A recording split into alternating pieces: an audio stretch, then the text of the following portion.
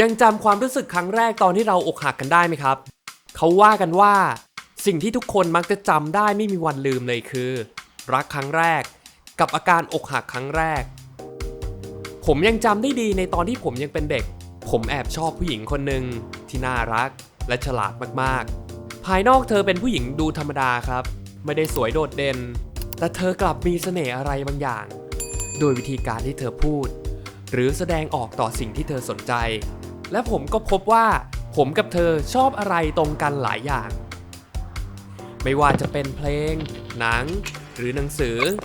ผมใช้เวลาอยู่นานในการสร้างโอกาสพูดคุยกับเธอจนเราสนิทสนมกันความรู้สึกตอนนั้นคงเป็นเหมือนหนังเรื่อง 500 Days of Summer ในช่วงแรกที่ทอมตัวละครเอกของเราเนี่ย obsess กับ Summer เขาคิดไปเองครับว่านี่คือ soulmate ทุกอย่างมันดูใช่มันดูตรงกันไปหมดแต่ความจริงมันเจ็บปวดครับเช่นเดียวกับทอมที่เพิ่งรู้ตัวว่าซัมเมอร์ไม่ได้คิดจริงจังกับเขาผมมารู้จากเพื่อนสนิทของเขาว่าเขาแอบชอบเพื่อนอีกคนหนึ่งอยู่ซึ่งอยู่ห้องเดียวกันกับผมในตอนแรกผมยังคิดว่าเฮ้ยเรายังมีโอกาสเราสนิทกันมากกว่าเราคุยกันมากกว่าแต่นั่นแหละครับเมื่อเวลาผ่านไปผมพบว่าเขาเริ่มแสดงออกชัดเจนขึ้นเรื่อยๆและสุดท้ายหนุ่มหน้ามนคนนั้นก็เป็นคนครองใจเธอไปและเหตุการณ์นั้นทำให้ผมรู้จักคำว่าอกหักครั้งแรกมันเป็นความเจ็บปวดทางอารมณ์ที่ผมไม่เคยรู้สึกมาก่อนผมไม่อยากไปโรงเรียนผมรู้สึกการนอนในแต่ละวันมันยากขึ้นผมรู้สึกบทสนทนาที่ผมเคยคุยกับเขาทุกวันมันเป็นอะไรที่กระอักกระอ่วนและผมอยากจะเบือนหน้าหนีแต่นอกเหนือจากนั้นมันรู้สึกเจ็บครับทำไมผมถึงรู้สึกเจ็บมันอาจเป็นความเจ็บปวดที่ไม่ได้รุนแรงแต่มันกลับเป็นส่วนผสมระหว่างความจุกในอกกับความโหวงในใจแต่เฮ้ยทำไมผมถึงรู้สึกเจ็บอ่ะแม่งไม่มีเหตุผลเลยผมเข้าใจความเจ็บปวดทางอารมณ์แต่ทำไมร่างกายของผมถึงตอบสนองแบบนั้นผ่านเวลาไปพอสมควรครับผมคิดว่าในครั้งนั้นอาจจะเป็นเพราะผมยังเด็กเกินไปยังไม่โตพอเลยจัดการกับความรู้สึกตัวเองได้ไม่ดีจนกระทั่งเหตุการณ์อกหักกลับเข้ามาในชีวิตผมอีกครั้งครับครั้งนี้ผมคิดว่าผมน่าจะจัดการตัวเองได้ดีกว่าครั้งก่อนแต่มันเหมือนเดิมครับผมยังเจ็บเหมือนเดิมทำไมผมยังเจ็บเหมือนเดิมผมน่าจะโตขึ้นแล้ว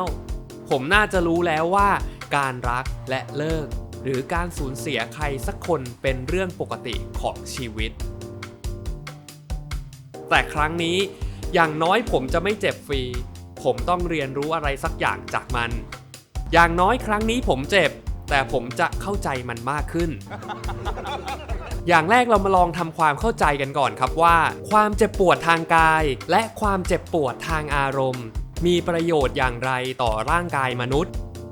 อาการเจ็บปวดทางร่างกายจะเข้าใจง่ายหน่อยครับความเจ็บปวดทางร่างกายจะช่วยเตือนให้เราไม่ทำสิ่งนั้นซ้ำหรือเลิกทำสิ่งนั้นซะเพราะอาจทำให้ร่างกายได้รับบาดเจ็บความเจ็บปวดทางอารมณ์ก็ทำงานเช่นเดียวกันครับคือพยายามให้เรารับรู้ว่ามีคนไม่พอใจในการกระทำของเรานะหรือการทำแบบนี้ไม่ดีต่อการอยู่ร่วมกันกับคนในสังคมเราควรเลิกพฤติกรรมนี้ซะเมื่อเรารู้แล้วว่าความเจ็บปวดทางอารมณ์มีหน้าที่อะไรแล้วเรามารู้จักสมองที่ทำหน้าที่ส่วนนี้กันครับสมองส่วนนี้เราจะเรียกกันว่า anterior insula และ anterior cingulate cortex และนักวิทยาศาสตร์รู้ได้ยังไงว่าสมองส่วนนี้ทำงานเมื่อเราได้รับความเจ็บปวดทางอารมณ์ผมอยากเล่าถึงการทดลองหนึ่งครับการทดลองนี้เริ่มต้นง่ายๆด้วยการให้อาสาสมัครกลุ่มหนึ่งทำการทดลองโดยใช้เกมลักษณะการเล่นลิงชิงบอลในคอมพิวเตอร์ชิงกันไปกันมา3คนร่วมกับเจ้าหน้าที่โดยที่การเริ่มต้นนั้นพวกเขาก็ยังส่งบอลให้ผู้เข้าร่วมทดลองปกติแต่พอเวลาผ่านไปเรื่อยๆพวกเขากลับส่งบอลให้ผู้เข้าร่วมทดลองน้อยลงเมื่อเหตุการณ์นั้นเกิดขึ้นผู้เข้าร่วมทดลองก็จะเริ่มน้อยใจและเริ่มมองว่าตนเองถูกทิ้ง เพราะว่าการถูก left out นี่เองทำให้นักวิทยาศาสตร์สามารถตรวจพบได้ว่าการทำงานของสมองในส่วนที่ทำให้เกิดการสร้างความเจ็บปวดทั้งในด้านร่างกายและด้านอารมณ์นั้นทำงานร่วมกันและที่มากกว่านั้นได้มีการทดลองเพิ่มเติมในเรื่องดังกล่าวโดยตั้งสมมุติฐานที่ว่าถ้าหากความเจ็บปวดทางร่างกายและทางอารมณ์เกี่ยวข้องกันจริงๆแสดงว่ายาแก้ปวดที่ใช้รักษาอาการเจ็บปวดทางกายต้องสามารถบรรเทาอาการเจ็บปวดทางใจได้การทดลองเริ่มต้นขึ้นแบบนี้ครับนักวิทยาศาสตร์ได้แบ่งกลุ่มทดลองเป็น2กลุ่มโดยกลุ่มแรกให้ทานยาแก้ปวดจริงๆและให้อีกกลุ่มให้ทานยาหลอกหลังจากนั้นนักวิทยาศาสตร์ได้ให้คนทั้ง2กลุ่มทดลองเกมส่งบอลซ้ำและเพิ่มเติมจากนั้นคือให้ดูรูปคนที่มีท่าทางรังเกียจเราหรือไม่ชอบเราเช่นรูปคนทำหน้าบึ้งรูปคนทำหน้าตาเหมือนรังเกียจเราเทียบกับคนที่ยิ้มให้กับเรา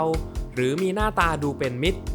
เพื่อวัดการทำงานของสมองจากผลการทดลองพบว่าผู้เข้ารับการทดลองกลุ่มที่ได้ทานยาแก้ปวดนั้นสมองในส่วนที่ทำให้เกิดความเจ็บปวดทางอารมณ์และทางร่างกายนั้นทำงานน้อยกว่า